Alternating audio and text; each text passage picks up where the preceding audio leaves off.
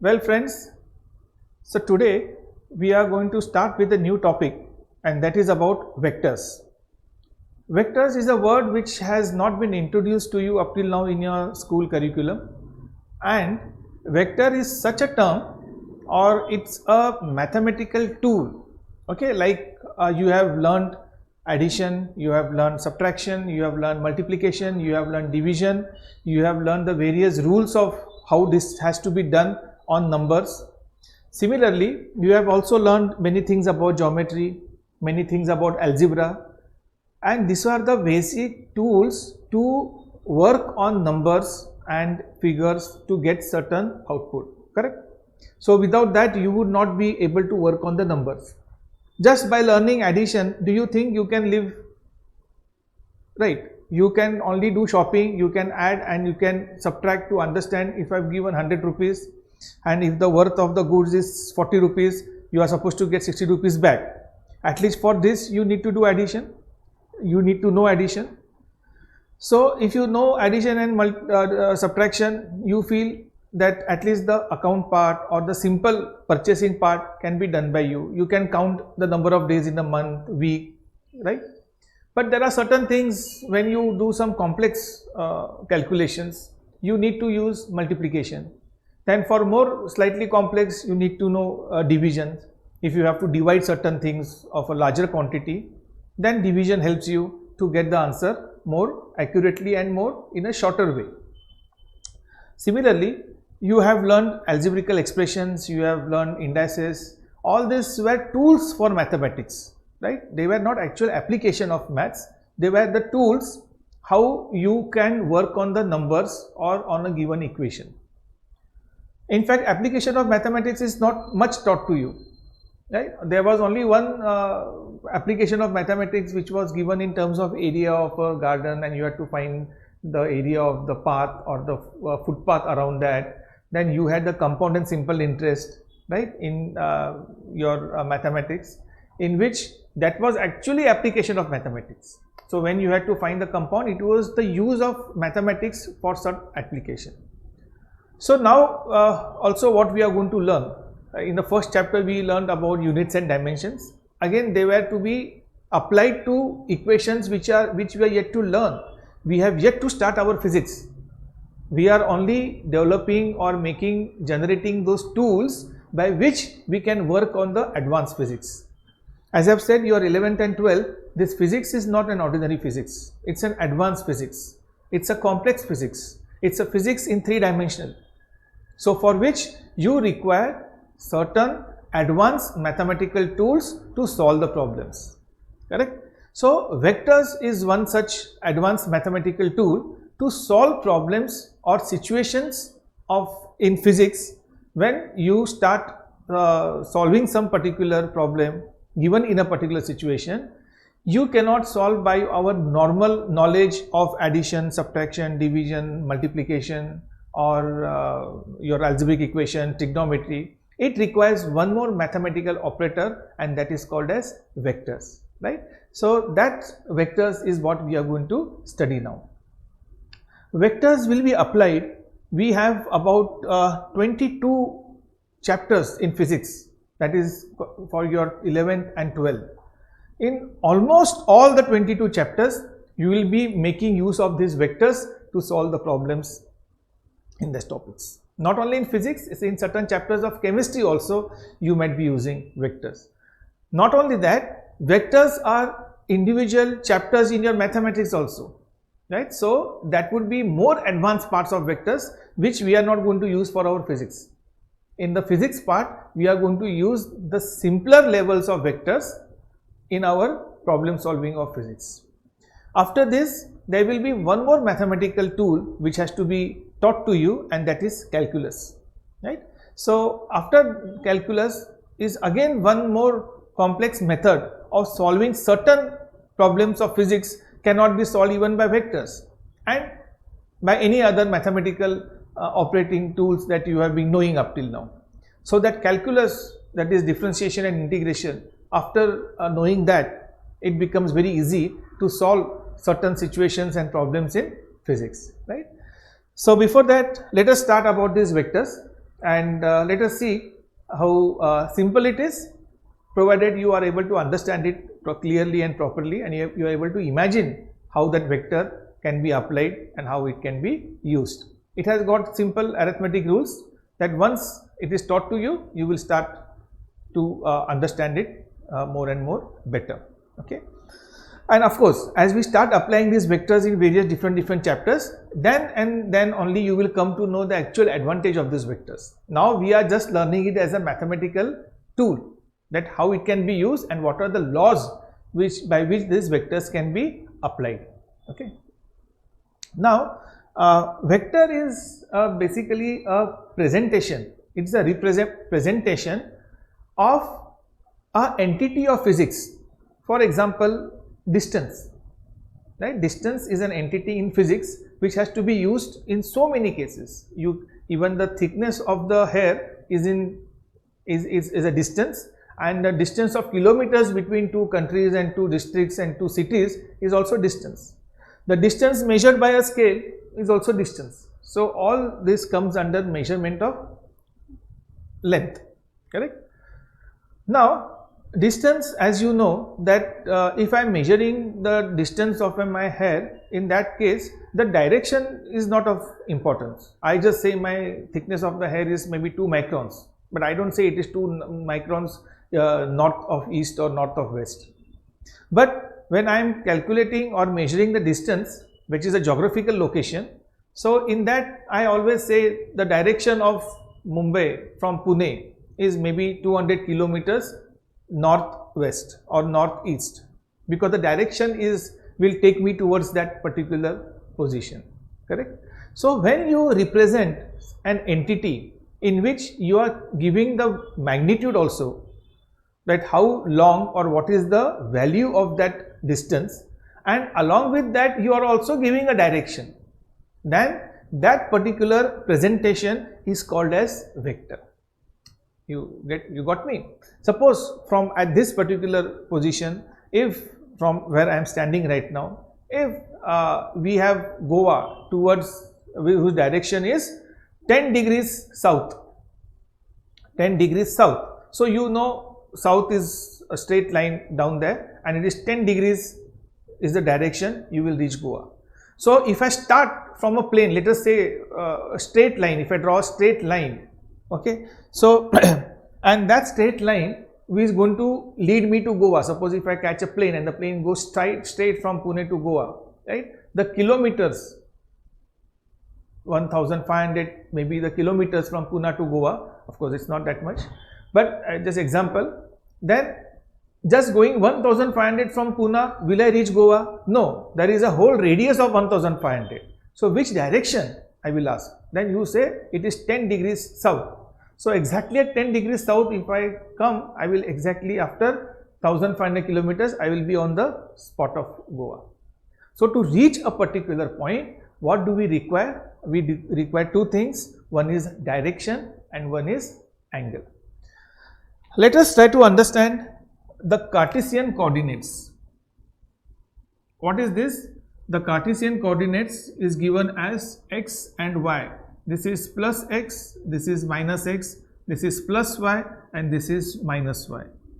This is the basics on which all the graphs are drawn. You have the x-axis and you have the y-axis. X-axis, this is the plus side and this is the minus side.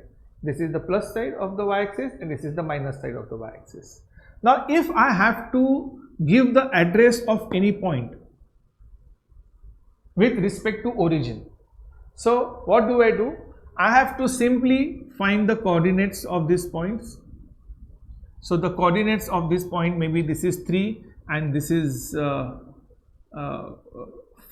So the coordinates are 3 and 5.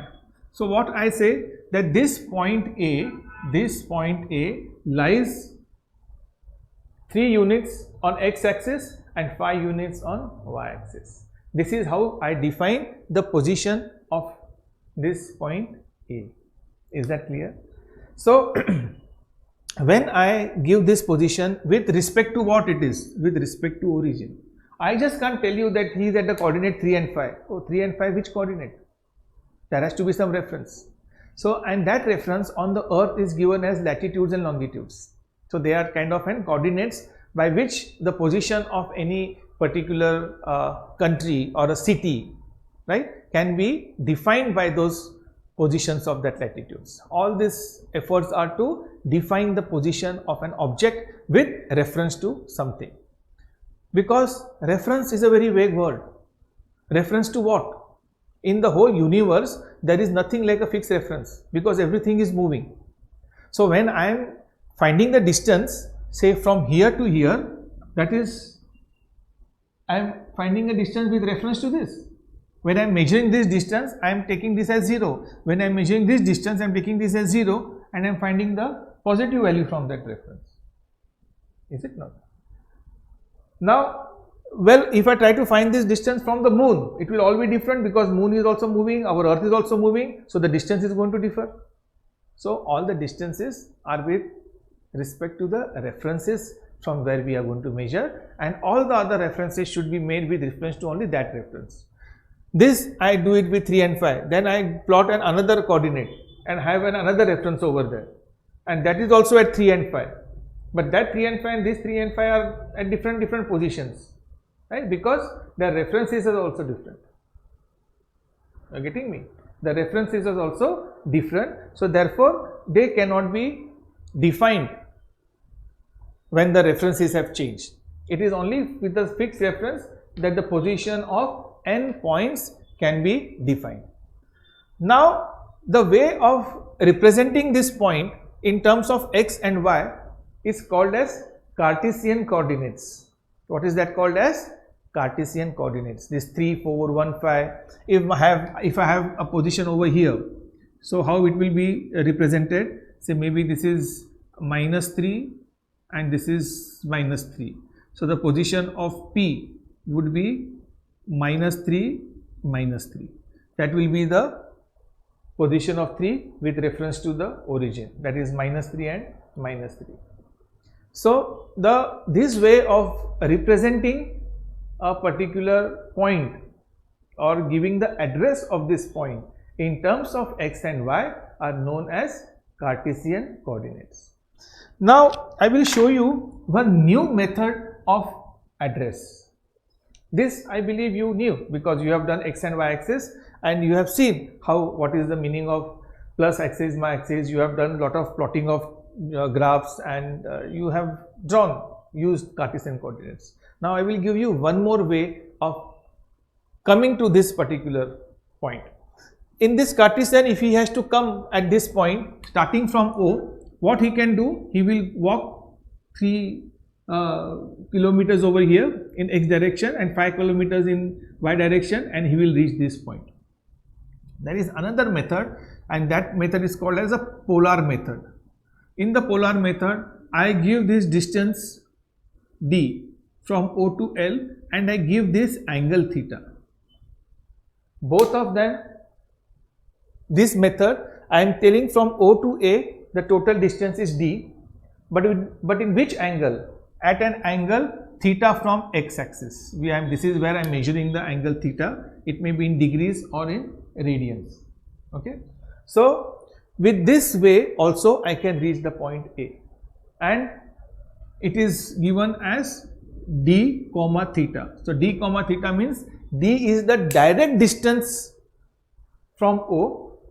D is what? The direct distance from the origin, and theta is the angle with reference to your x-axis. Theta is the angle with reference to your x-axis. If I have to give the position of this, so I would say this is maybe length L, at a distance of length L, and what is the angle? At an angle theta 1 with reference to x-axis. That reference of theta always should be with the positive x-axis. Okay. So this method is called as polar coordinates. How am I giving the address of that point? I am giving the angle and the direct distance from the origin. In the Cartesian coordinates, did I give the direct distance? No. I had given how much in x and how much in y. But in the red color positions which I have shown, that is the polar coordinates, I am giving in terms of the length, direct length, and the angle with reference to x-axis.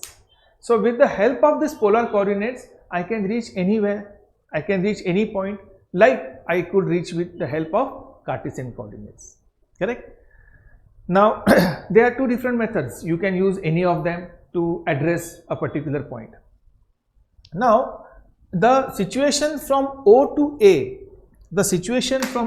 A, like an object is going from O to A, this is nothing but a vector OA. This is called as a vector OA, and this OA is given on the top a symbol showing that it is a vector. What it is showing? It is a vector. OA is a vector. Now this OA vector, right, it gives what? It gives me it is a graph. It is actually, don't misunderstand as a graph, because graphs are a bit different, but this vector shows me that the direction is in this angle, at angle theta, and the length of the vector is the magnitude of that vector. The length of a vector represents the magnitude of this vector in this case. Now since this chart is being used to represent distance, okay, so the distance d, this vector is representing what? The distance. So OA, in this OA, d is what? Is the distance from O. It is the distance of that particular object from O. Now when we talk about a vector, it says that it is a position that an object has moved from O to A, right? So it has traveled a distance d at a particular angle. So the position or the direction of OA, now if this d has having some value, say maybe 8 or 10, correct? So this 10 represents 10 kilometers or meters, whatever units you have given to this graph. So vectors can have any units. It is not that vectors should always be working with kilometers or meters or SI or nothing like that sort. It could be in millimeters, it could be in micrometers, it could be in kilometers, it could be in light years, whatever. But once you decide, all the other vectors will also be represented in the same units. Is that clear? So here we have just started to give an introduction to an description of a representation. I am using the word a representation of vector. So OA is a vector which represents direction, and the length of a vector represents the magnitude. So what does a vector represent? So OA represents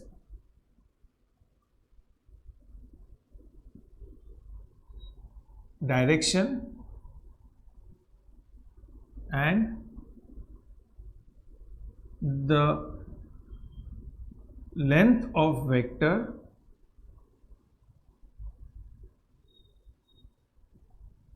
represents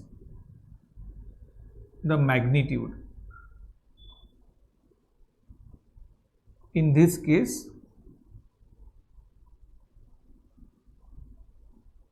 it is distance.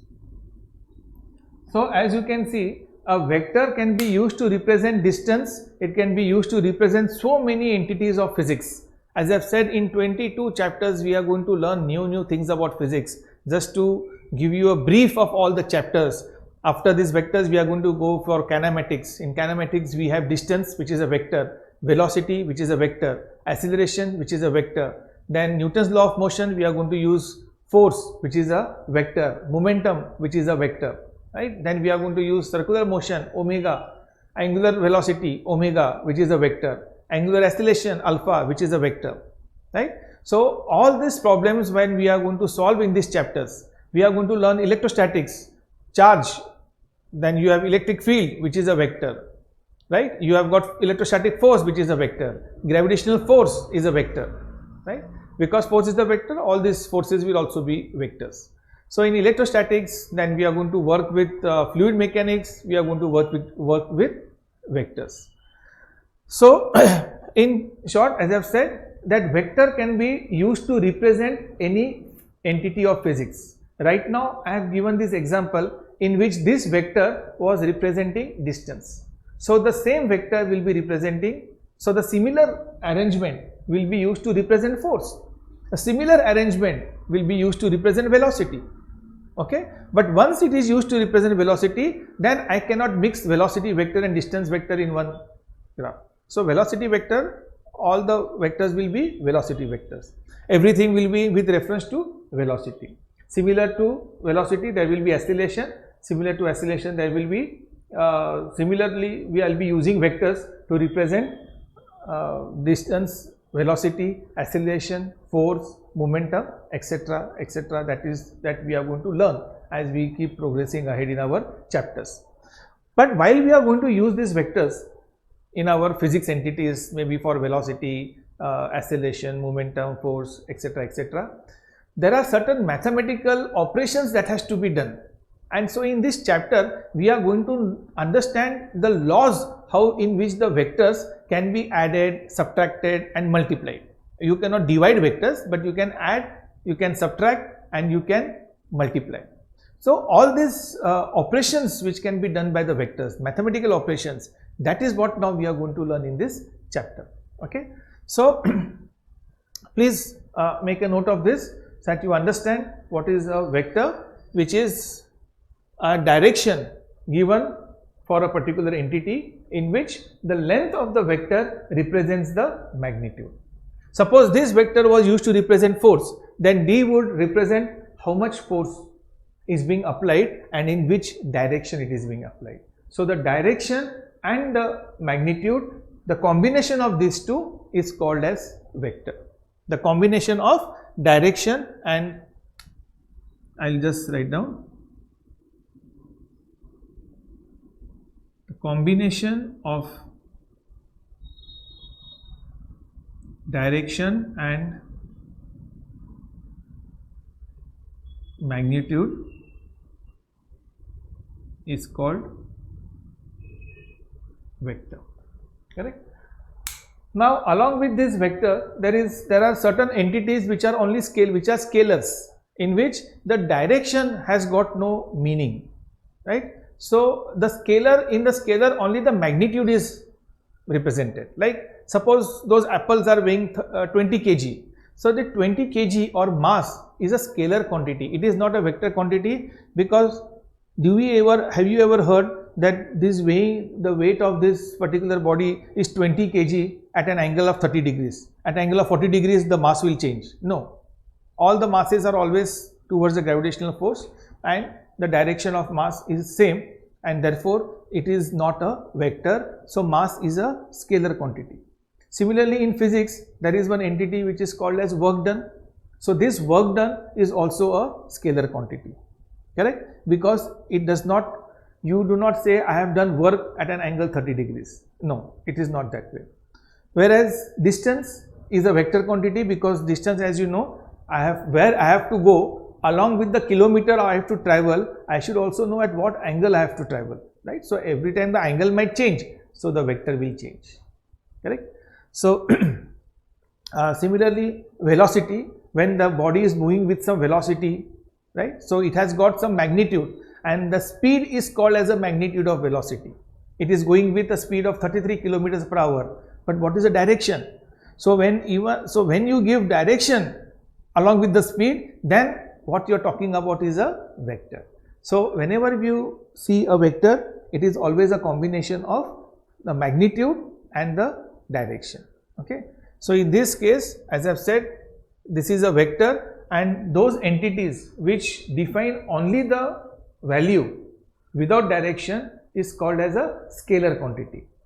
There is one more definition, that is known as a tensor, and that tensor is actually a scalar quantity, and it cannot be called purely scalar quantity because it has only two directions, like current, clockwise, anti-clockwise. So current is not a vector. There is no, flow of current at an angle 10 degrees, 20 degrees, 30 degrees. No, this does not happen. So either it goes in a clockwise or it goes in anti-clockwise. So current is considered to be a tensor, right? So such this is a third which will not be much used. So what we are going to study is more about scalars and vectors, right? So please make a note of this.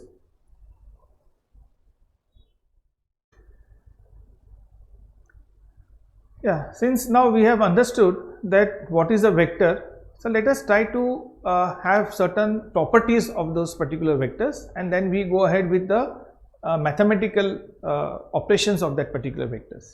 So as I've said, now we know that we are representing a particular entity as a vector. Now this could be the tail, and this is maybe the head of a vector. How is a vector defined? This is called as a tail of a vector, and the arrow is called as a head of the vector. I can represent this vector as, I can give the name of this vector as just one alphabet. I can say this is a vector A. This is a vector A. Similarly, I can show this as a vector which can be as a vector B. But because it is a vector, I have to always show a arrow on the top of it. Or the other way is to represent vector in terms of the tail and the head coordinate, like means I can say this is a vector OP. So it can be represented as vector OP or just one vector A, which is defined by this entity. OP means exactly we are also talking about the distance OP. Similarly, if this is N and this is Q, this can be represented as a vector B or vector NQ or vector NQ. So these are the ways how vectors can be represented. Second, a vector will never be a continuous function like a graph. It will not go on extending. A vector is always of a fixed size. Why it is of a fixed size? Because the length of a vector is representing a magnitude of a particular entity such as force, distance, velocity or acceleration, right? So therefore this length is always fixed. Vis-a-vis when we represent a graph, that graph will keep on continuingly, it will keep on increasing. As you keep increasing the coordinates of x and y, that graph is a continuous what you call locus of various different points plotted for various coordinates of x and y. So it's always, normally graphs are infinite, right? But vector is not that way. It is a specific length of a vector denotes the value of that entity. Like this length, suppose it is 8. If the vector is not representing any physics quantity, then we say it is only 8 units, because that units means what we have not mentioned. But if that vector is representing force, then that 8 will represent newtons. That means a force of 8 newtons is applied in this direction. It means that way. Okay. If that 8 also represents the length of this. Say for example, if I have a force in this direction whose magnitude is say 5 Newton, and there is another force whose magnitude here is 3 Newton. See the aspect ratio. The 5 Newton is longer than 3 Newton. I am not actually going to measure it by a scale and use 5 centimeters to represent 5 newtons. Actually, that is how it should be. On a graph scale, you have to decide a scale that 1 Newton means 1 centimeter.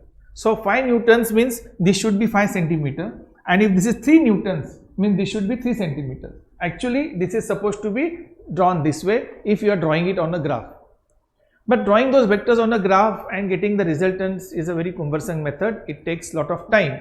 So we are not going to actually draw it on the graph. But aspect wise means you understand, no? Our eyes should be able to visualize that yes, this is 5 and this is 3. I cannot show that this is 5, this is 3 and there is one more force which is 1 Newton. See, this looks absurd, then your geometry or your drawing of vectors will not come out correct. Now 1 Newton cannot be longer than 5 Newton or 3 Newton. So use some basic aspect ratio when you are drawing vectors, which should be relative towards that particular distance. You decide as per your area or the worksheet that you have or your notebook, that whatever is the maximum vector length given in the problem, that should have the longest length, and all the other vectors correspondingly should be of a shorter length, because the length of the vector represents that entity, correct? So this is the basic representation. Now similar this vector, like this 1 Newton, this is the representation of force. I am using vectors to represent force. Similarly, I can use vectors to represent distance. Suppose this is one vector. Now of course this should not be 1 Newton, maybe I should as is as 10 Newton, because approximately it is double the size of 5 Newton. So if this is 5, now if in this particular example I am using the vectors to represent distance, then this would be 5 meter, this would be 5 meter, and this would be 10 meter. As you see, there are 3 vectors in 3 different directions. This direction says that 5 meters towards east, this 5 meters towards north, and this is 10 meters towards southwest. Got it? So these 3 are vectors, these 3 are vectors, these 3 vectors are representing force, this vector is representing distance. Similarly, I can have a vector representing 3 meter per second, that is representing velocity, and this is again about 2.5 meter per second, it is representing velocity. Now see, this is another example of vector. As I have said, a vector is a universal mathematical tool which can be used to represent any entity. So here in this example, as you can see, I am using vectors to represent velocity. There is a body which is going at 3 meter per second in this direction, and another vehicle is moving at 2.5 meter per second. In which direction? It is northwest direction. Got it? Now I am giving you in northwest, northeast, but actually it will be in angle. If I have to give it to be more precise, it has to be in angle and not just northeast and northwest. Okay. So have you got this idea that these are the ways how you can represent vectors? Now there is something which is called as a negative vector. What is a negative vector?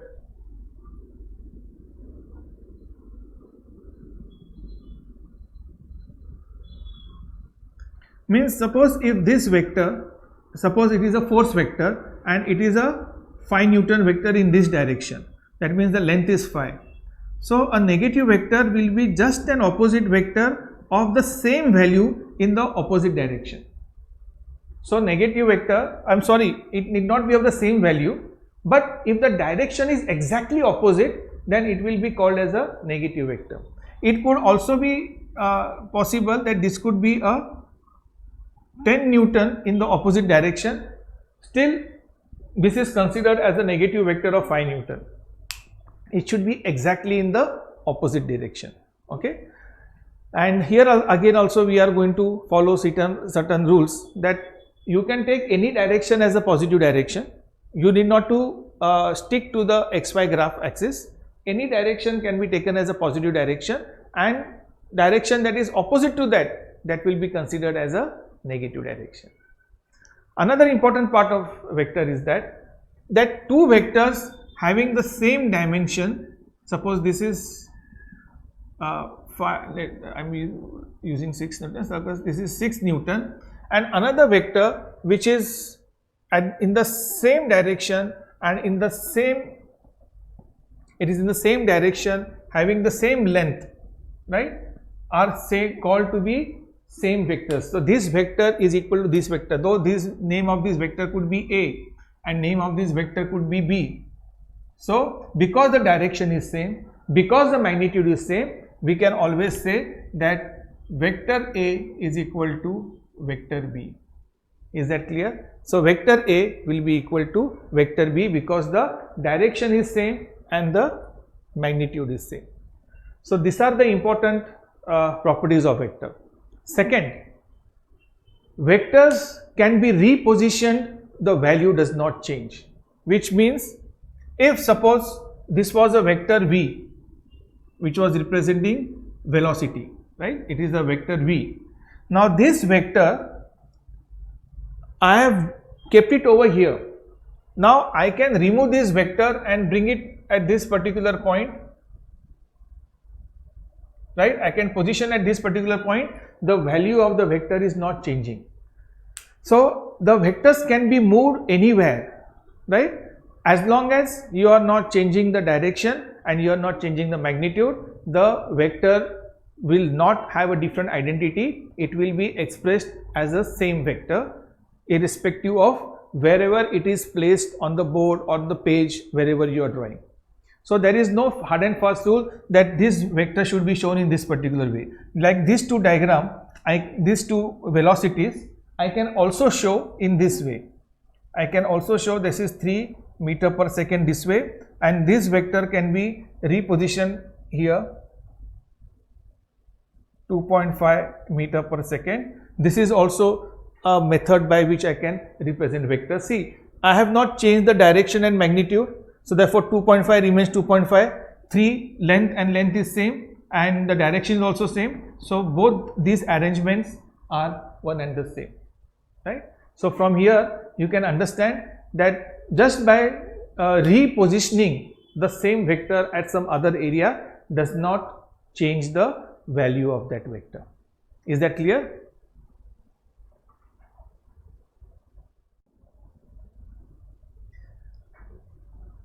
Okay, let us see now the reason why vectors were developed. Let us now see the reason, or when was the need felt that we have to start representing vectors, and some work has to be done in where direction and magnitude has to work together. Okay. Now let us imagine this is a football ground. This is a football ground. So let this be a huge circle. Now here we have a ball kept in the center. Okay. So here we have a person who is going to kick a ball in this direction. Is going to kick a ball in this direction. So what is going to happen? The ball is going to travel in this direction with some velocity. With some velocity it is going to travel and probably it will reach over here. It will reach over here. Correct? So while this ball was kicked, he was kicked with a force in this direction. Correct? Now if there is some another person who kicks this ball in this direction, then what is going to happen? Right? Now this person is not there.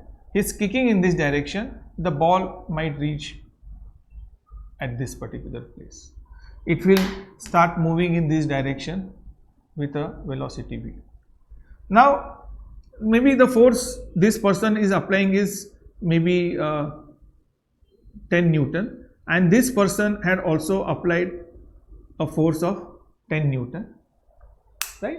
So it is reaching the boundary of that in respective places, right? This would be one direction, this would be your another direction. Clear? Now, yeah. Now try to consider a situation where both of them are striking the ball at the same time, right? The force is being applied to the ball at the same time. So as you know, both of them are 10 newtons. This ball will take a resultant path and will reach over here.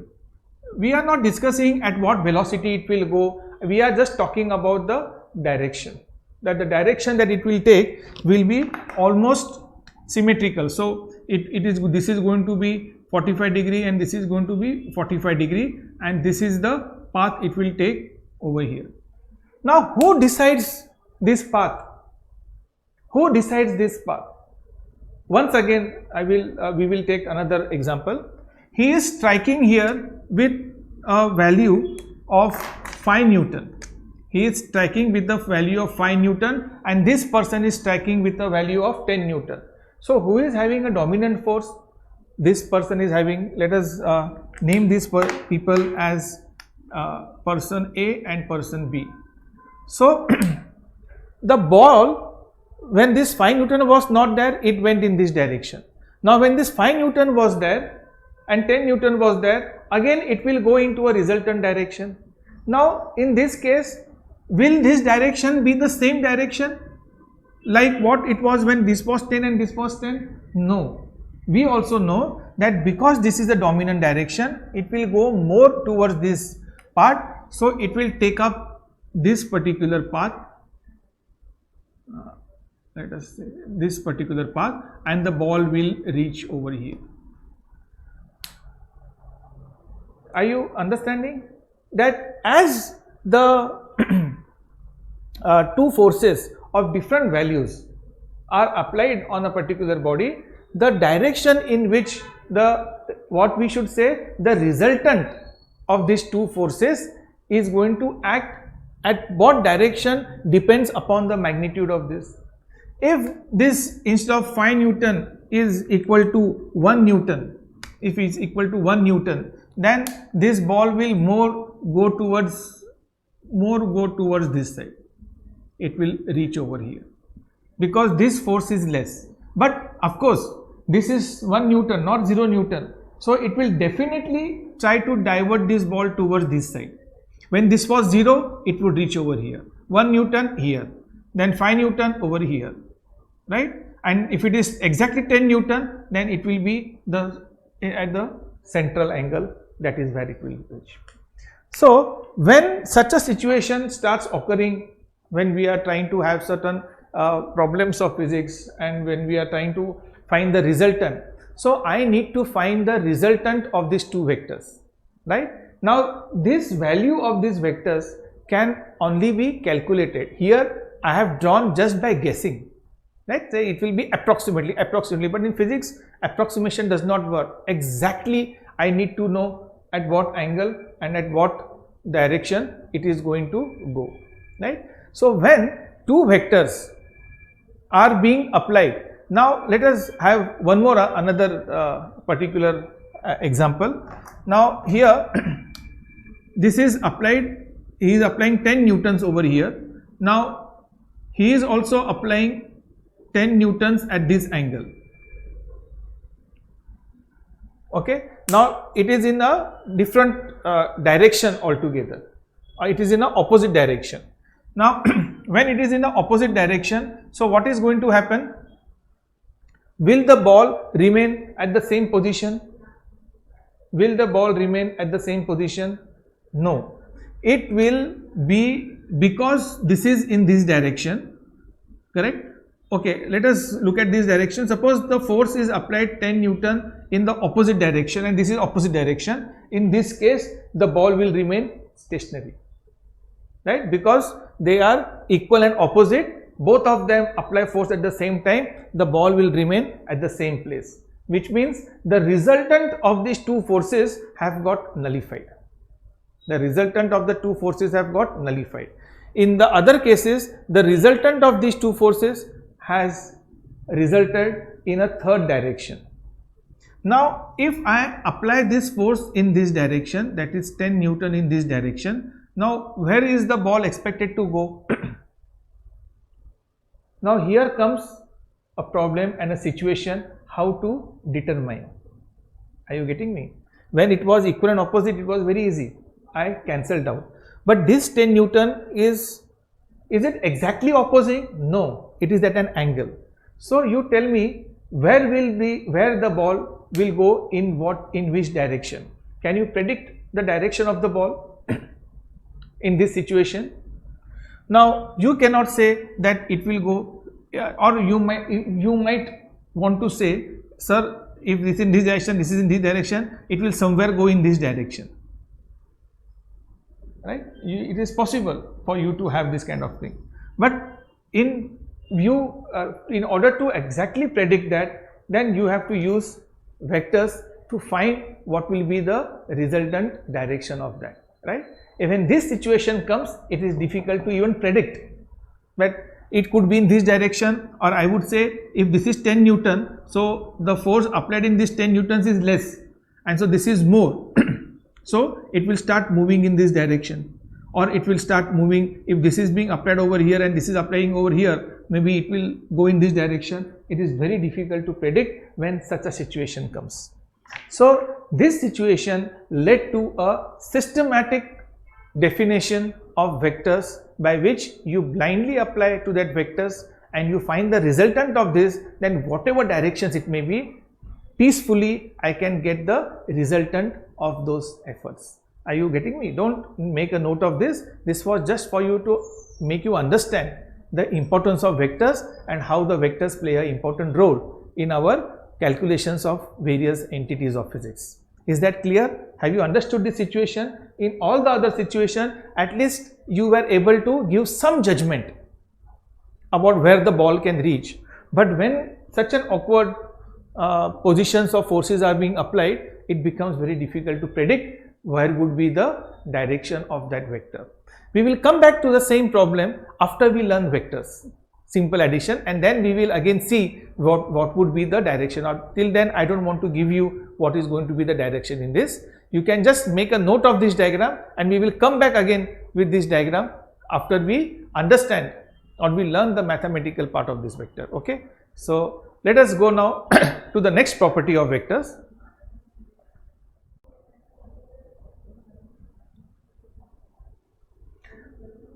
So now, since you have understood the need of vectors, let us see how the resultant of two vectors. Basically, vectors is not used for individual things. Only when two vectors are interacting at different angles, only then we need to use vectors to solve the problems. Otherwise, if the direction is the same, then vectors is not actually required. Okay. So here we are going to see how the vectors can be added. So let us assume that this is a vector A and that is a force that is applied, okay, in this direction, which is having a magnitude which is equal to the length of the vector. Then if there is another force which is maybe applied to this in this direction, this is a vector B.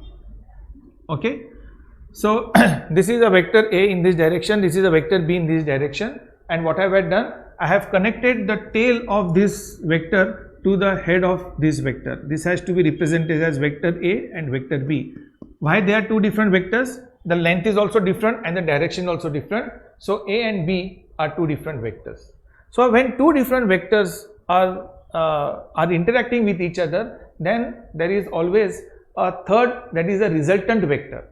It is a resultant vector, and the resultant vector is generated by joining the tail of the first vector with the head of the second vector. So this will be the resultant vector. So in this resultant vector, you are also getting the direction in which the resultant vector is going to get resulted or going to get formed. Right? Now, like I said, I can rearrange the vectors. The value of the vector does not change. Right? So rearranging means what? Let me redraw the rearranged vector. Suppose this vector, I draw it in this particular direction, assuming that I am keeping the length same. This is vector A.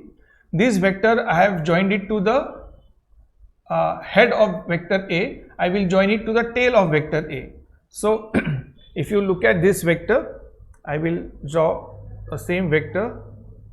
I have tried to draw the same vector B, which is parallel to this. Right? So when I am having this vector A and vector B, as you see, vector A same, vector B is same, the direction is same, and the length is same. So this is one way of representing vectors. This is another way of representing vectors.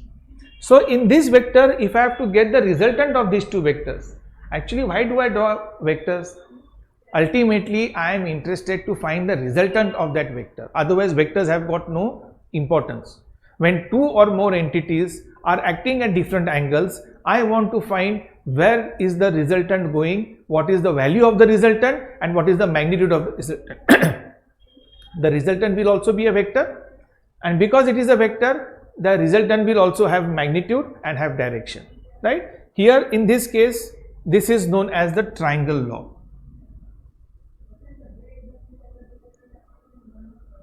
This is known as the triangle law. Okay. Now this is a method of adding vectors. So this particular vector is given as R, that is the resultant of A and B. And how do I write this?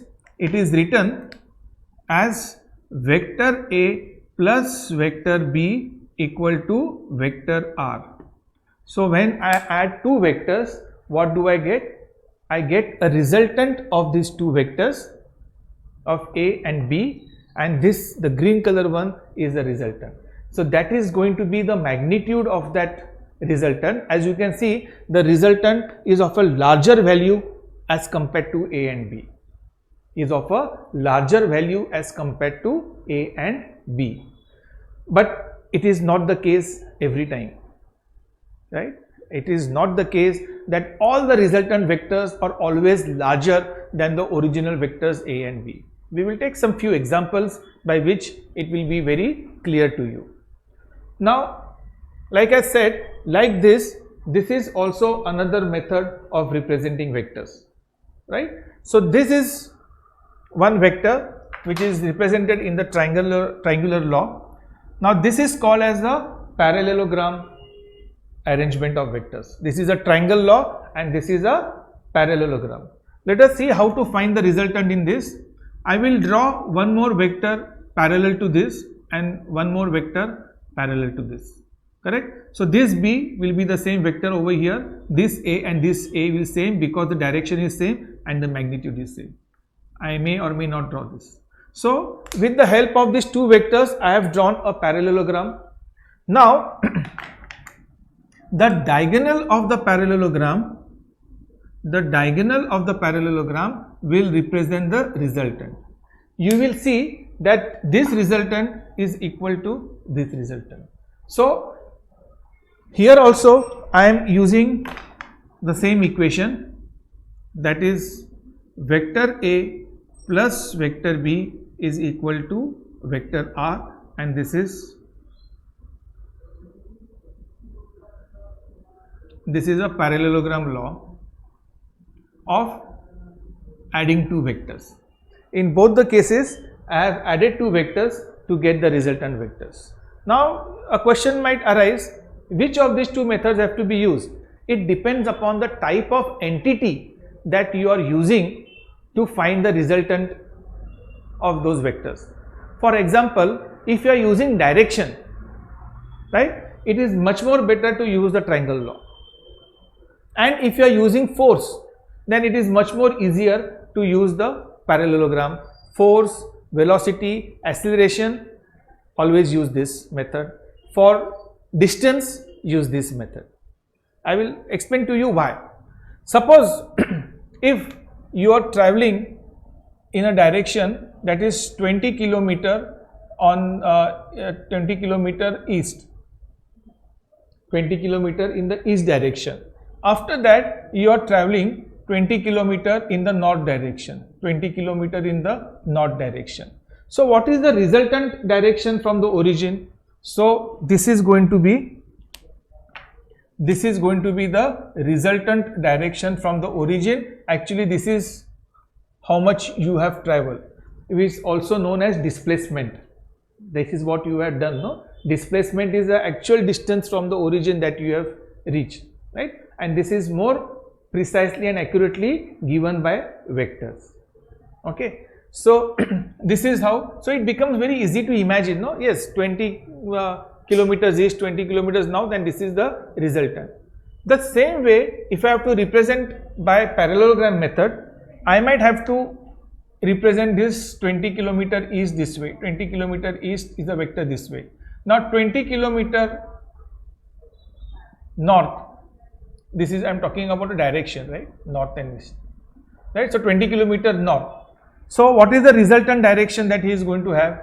I will use a parallelogram method, in which case this becomes my resultant direction, right? Both the diagrams are same, but while visualizing, it becomes very awkward to visualize distance this way, that I am going 20 kilometers here, then it looks like I am coming back and I am going 20 kilometers up. And how is the resultant over there? Nothing has reached over there. It is only a matter of imagination or visualizing the resultant of distance. So here it is more easier. See, both of them are the same. I will get the same value of the resultant as I am getting over here. Both of them I have given the data correctly, because this vector is equal to this vector and this vector is equal to this vector. But distance can be represented more better. It is easier for you to draw those diagrams in the vector or the triangle law rather than using the same distance using the parallelogram method, because it will become very difficult. You can use that, but after you have done lot of practice on vectors, then you can start representing distance using this parallelogram, but not in the initial, and it is not necessary. That is why two methods are being given to you. Second, let us take the football case now. So in the football case, that is when we are talking about the force and the resultant force that is going to be generated. Okay, so here initially we had the ball which was being pushed with say 10 Newton. The another person has pushed a ball from the same point with 10 Newton, and from this we got the resultant direction, if you remember, was at an angle 45 degrees. So this was my resultant direction of the ball, right? This was the resultant direction of the ball.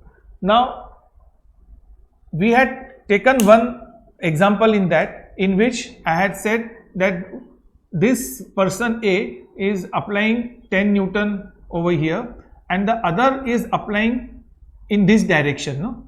So I can always use that as this direction. That was 10 Newton. This was that ball. He was applying a force over here. So this vector I can always reposition it over here, because I want to find the resultant of this. So you can see what will be the resultant of that football. So it will be, this would be the resultant of the ball in which it is going to move. Are you getting now? So now here, after understanding the laws of vectors, the triangle law of vector of addition of those vectors to get the resultant, now any two directions are given to you in any particular specification. Just by drawing a parallelogram method or a triangle method, I can find the resultant vector, and if I measure this value of the length of this vector, it will be exactly the same value by which that ball will be going towards that. Now here for a ball, as I have said, I am talking about force, right? But I actually when after I strike the ball is supposed to go with a velocity, constant velocity in both direction. So this vector diagram can be used even to represent velocity. In whether you use velocity or force, the direction will come out to be the same. Only the magnitude of that resultant velocity will be different, right? Because after striking, if this is going with 10 meter per second, it is going with 10 meter per second, then the resultant will be, the value of the resultant will be different, and which is given graphically in this way, like I have shown you. This is the direction in which you are going to get, and the length of this vector will give you the magnitude at what velocity the ball will be moving, at what velocity the ball will be moving. Okay, so to find out the value, now with the help of this diagrams of parallelogram and law, we have established this particular relations, how to find the what you call the resultant of two vectors acting in two different directions. Is that clear? Fine. So you can make a note of this.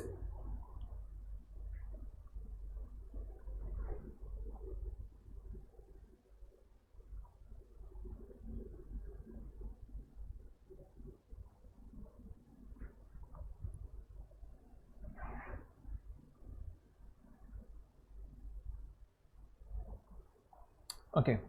Now these vectors, when we are adding, it will follow both the laws One is a commutative law and another is a associative law. What is a commutative law? I believe you must be remembering the word commutative law. That means if a vector P and vector Q is given, that can be written as vector Q plus vector B. So this is the value of this will not change. Both of them mean the same thing. Like here it is A plus B or B plus A, it is going to be R. And what is the associative law? This is the commutative law.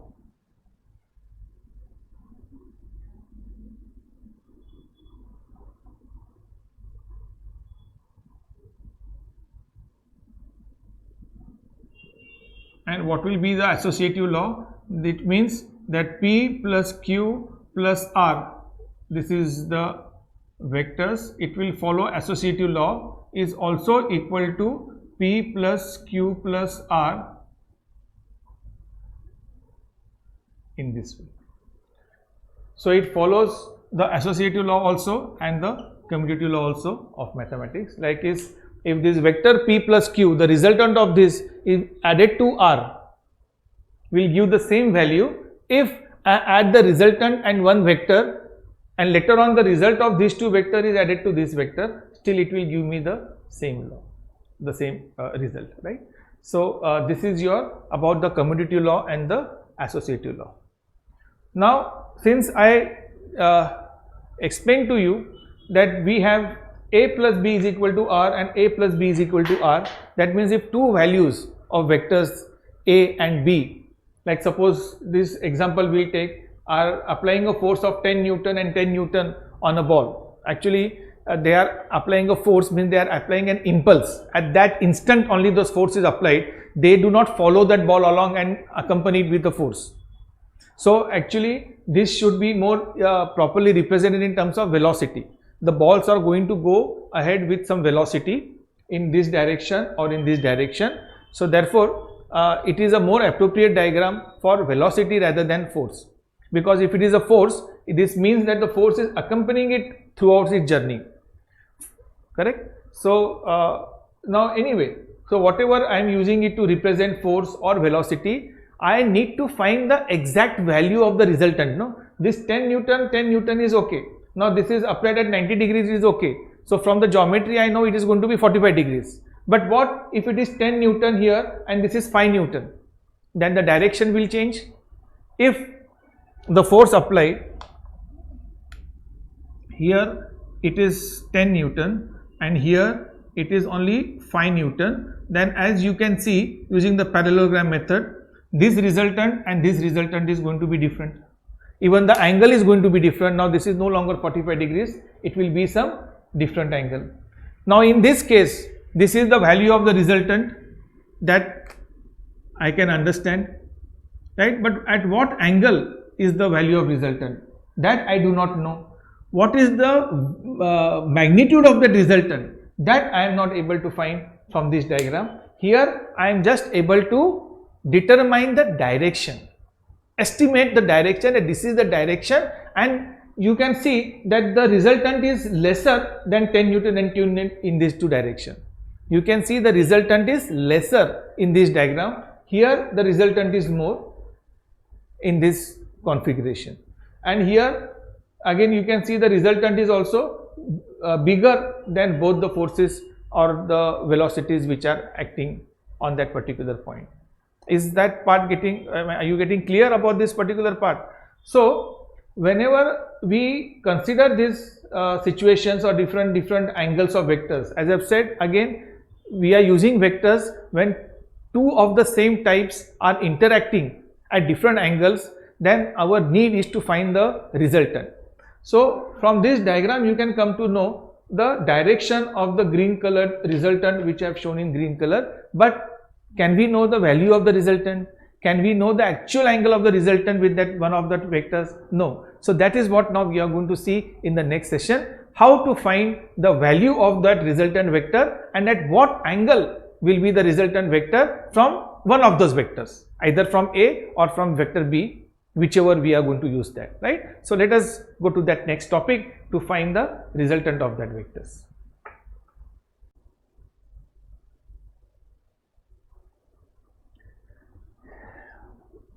So here now we are going to find the value of the resultant of two vectors when they are added, right? We had just seen in the last session that when we add two vectors, we have a need to add two vectors to find where the resultant vector is going. So we had seen how to use those vector triangle law and the parallelogram law. Now we want to find exactly what will be the value of the resultant vector and at what direction the resultant vector is going to go. That though we could predict from the graph, from the vector triangle law, but what will be the exact angle? I want to know the value of the exact angle in degrees or in radians that it will make with one of those vectors. Now here let us consider we have a vector A and this is a vector B. This is a vector A and this is a vector B, right? So both of them are starting from an origin O. Let me give the value some letters to the head of this vector. So let this be P and let this be Q. Just some values to show the locations. Now these two vectors, when I add them using the parallelogram method, I will get the resultant of this vector. This is going to be the resultant of the vector.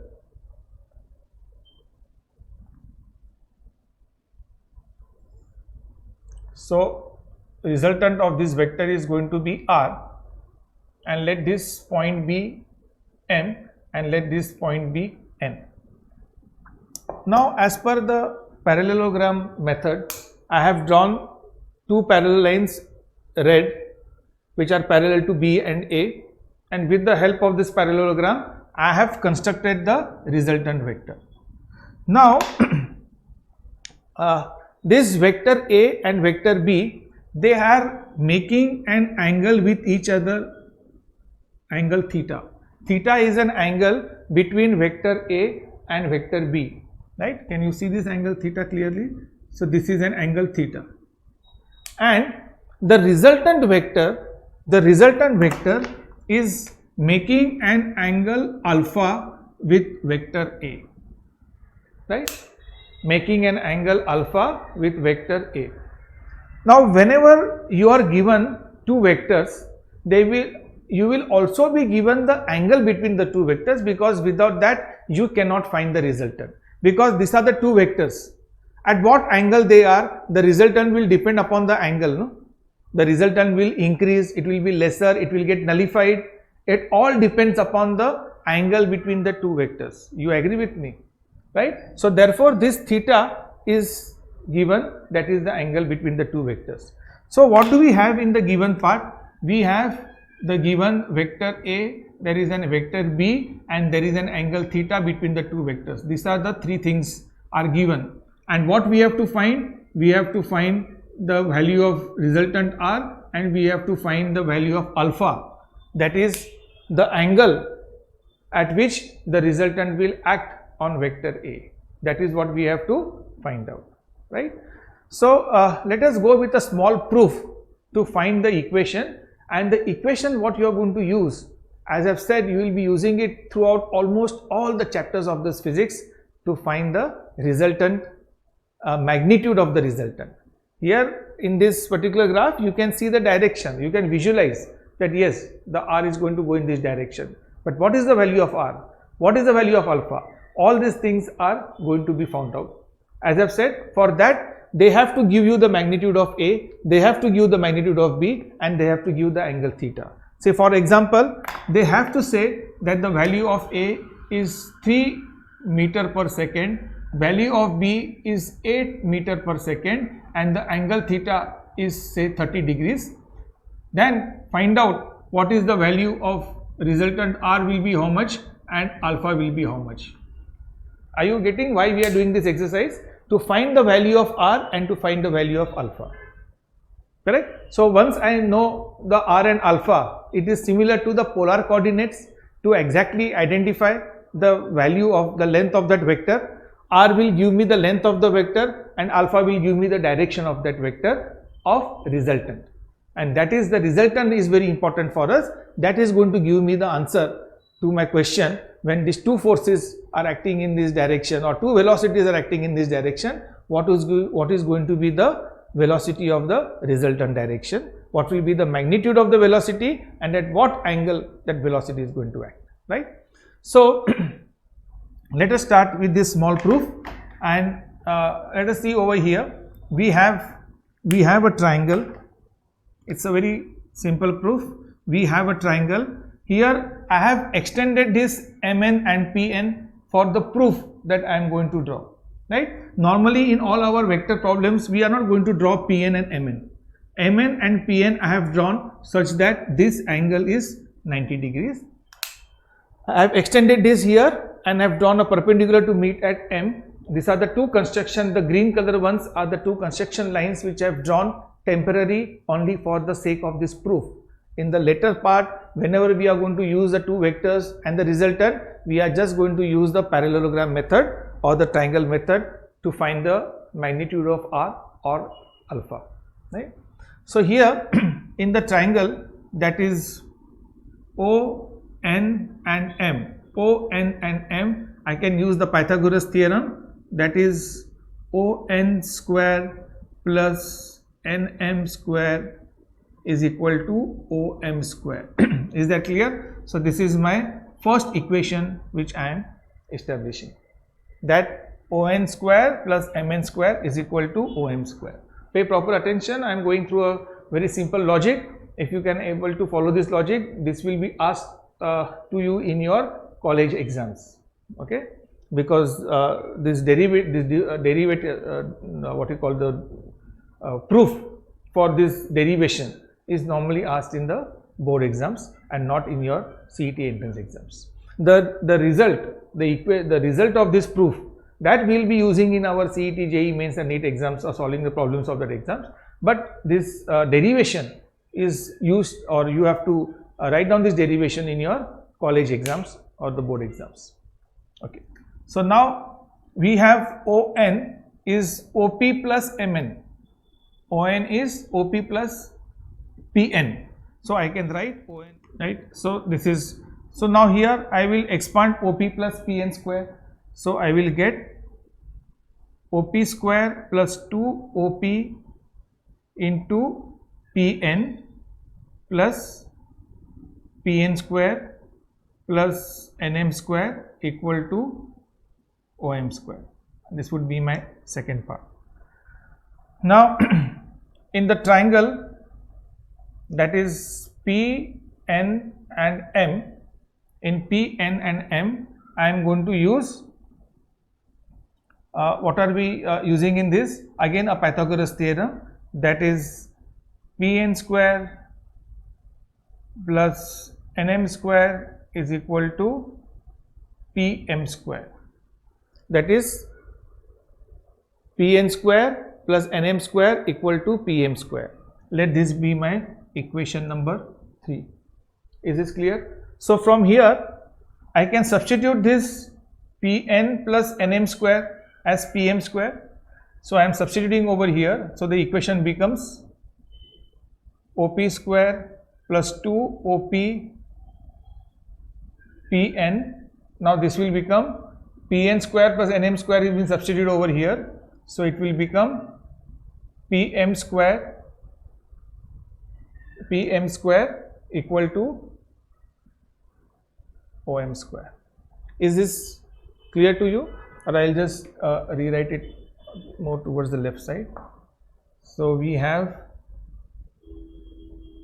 OP square plus 2OP Pn. Now this whole thing I am substituting as Pm square plus Pm square is equal to OM square. Now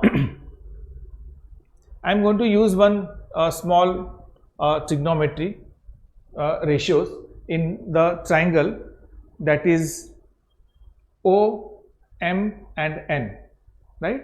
In the triangle O, M and N. Now I am just try to understand. You must have heard about corresponding angle theorem, in which if these two lines are parallel to each other, and if there is a line joining both the parallel lines, then if this angle is theta, then this also angle is going to be theta. This is the corresponding angle of two parallel lines, correct? Now again in the triangle, that is P, M and N, in the triangle P, M and N, now we have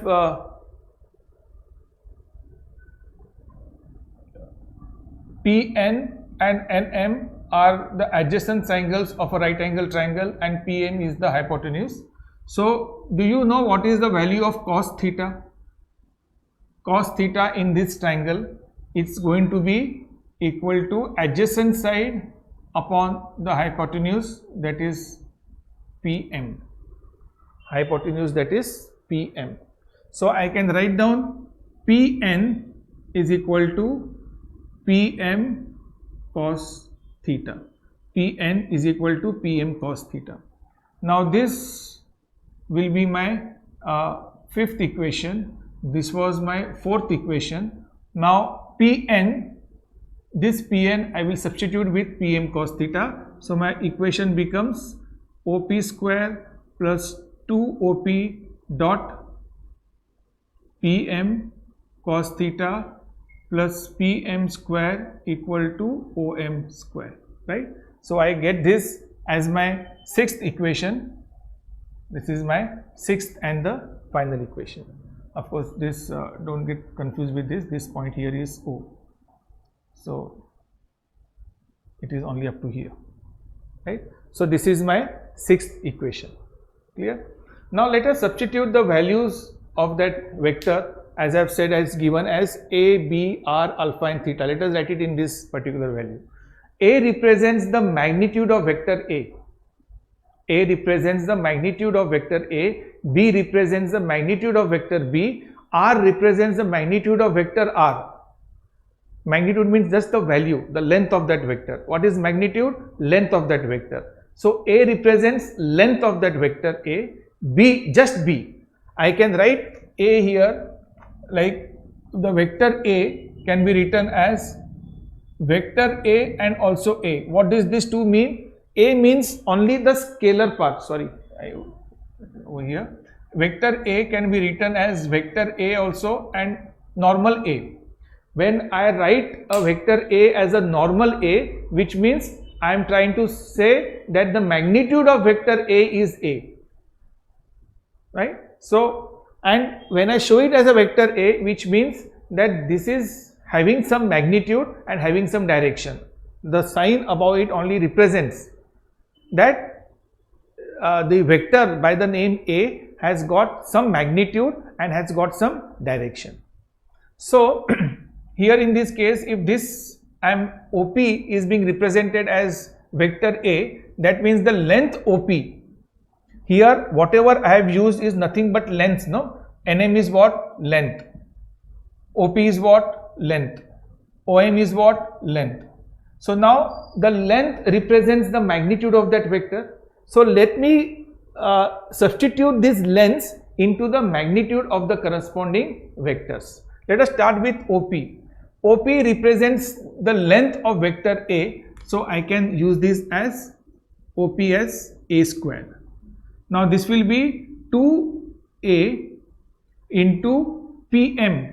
Now Pm is representing, it is parallel to this vector, so Pm is equal to vector B. So Pm is representing the magnitude of vector B. So this Pm is representing the magnitude of vector B. So Pm I can use it as B, right? Just this B, because there is no arrow on the top of it. So this is representing the value, the magnitude of that vector, right? Plus Pm square, that is plus B square. And what is OM? What is the length OM representing? The magnitude of the resultant R. This was the resultant R and the value magnitude is R. So it is representing R square. So as I have said that we have to find the actual value of the resultant. So therefore I can, here cos theta is there plus B square. So I can rewrite this equation as the resultant is equal to under root of a square plus b square plus 2ab cos theta plus 2ab cos theta. So this is an equation to find the magnitude, and you can see there is no arrows on the top of any of this letter because we are working on the magnitude of those vectors, right? This presentation of vectors in terms of with that arrow, just to show the diagram, it is limited only to that. But for actual calculation, I need to know what is the value of the resultant vector. So the value of the resultant vector I can find with this equation. So for example, if I had used these values, that one vector A was equal to 3 meter per second, the magnitude of vector B was 8 meter per second, and the angle between the two vectors is 30 degrees per second. What is the value of the resultant? Then I will use this value to calculate that R will be under root of 3 square plus 8 square plus 2 into 3 into 8 into cos 30. Whatever is the value you will get, this is how you will get the value, that is the scalar value of the magnitude of the resultant. So I will get exactly in terms of velocity 20 meter per second, whatever. If you calculate this, whatever answer you will get is an actual value of the resultant that will be formed because of these two vectors A and B, or these two velocities A and B, which are at an angle of 30 degrees with each other. Clear? Now this is your what you call your basic value to get the resultant. I had also promised you that along with the value of the resultant, we can also find the value of the angle alpha that the resultant is making with one of that particular angle, right? So the value of angle alpha, for doing this, again I will use the triangle that is O, M and N. So from this O, M and N, again I am going to use the value of tan alpha. So what is tan alpha? Tan alpha will be equal to Mn upon On. So tan alpha is going to be Mn upon On. Again, what is Mn? This is your Mn and this is your On. So again I can write tan alpha equal to Mn upon On. I can split into OP plus Pn. So it will be OP plus Pn. OP plus Pn. Now again I will use the triangle that is P, M and N, in which this triangle P, N and M, if I use cos theta, that will be Pn upon Pm, and what will be sin theta? Sin theta will be Mn upon Pm. Mn upon Pm, or I can say Pm, and what was Pm? Pm was nothing but the magnitude of B, and Pm was the magnitude of B, and OP is the magnitude of A. So here tan alpha, or rather before this I can write down that Mn is equal to Pm, no, it is Pm, that is Pm sin theta. Pm is nothing but the magnitude of B, so I can write it as B sin theta is equal to Mn. So here I am finding a substitute for Mn. And what is OP? OP is nothing but the magnitude of vector A. The length OP is the magnitude of vector A, right? And what is Pn? So Pn here I am writing again from this equation. Let us give this equation as 7 and this as 8. So Pn from this equation, Pn is equal to Pm cos theta, and Pm is nothing but B. So it will be B cos theta equal to Pn. This would be my ninth equation. I substitute this in this particular equations. I substitute 8 and 9 in this equation. I will get tan alpha equal to Mn. Mn is b sin theta. B sin theta upon OP. What is OP? OP is nothing but the magnitude of A. So it will be A plus it is Pn. Pn is equal to Pm sin theta, that is B cos theta. So it will be B cos theta. So this is what I am going to get the value of angle alpha. So angle alpha will be tan inverse. I mean your tan inverse must not have been introduced to you, but right now just find the value, that this is how you have to find the value of alpha. So therefore I will just rewrite over here that tan alpha is equal to B sin theta upon A plus B cos theta. So you have got both the relation, you have got the magnitude of R, and also you have got the value of alpha. Like what is the data given to us? B is given to us as 3.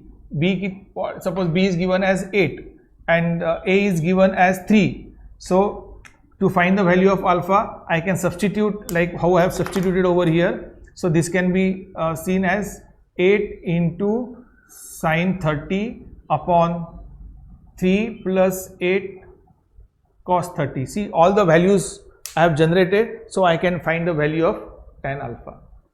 Once I find the value of tan alpha, if you find the inverse of tan alpha, I will get the value of alpha. So if this 3 data is given to me, value of A, value of B, and the angle between the two vectors, I can find the value of the resultant in numerical value. Also, I can find the value of tan alpha in a numerical value without having any variables in that. So this is a proof to get you these two equations, which are very important. Equation, let us give this as 11, and this is your 12th equation. These two equations we will be using to solve n number of our problems in physics, and not only in this chapter but also in all the other chapters of physics. These two equations will be very widely used, right? So write down this proof, try to understand this, okay.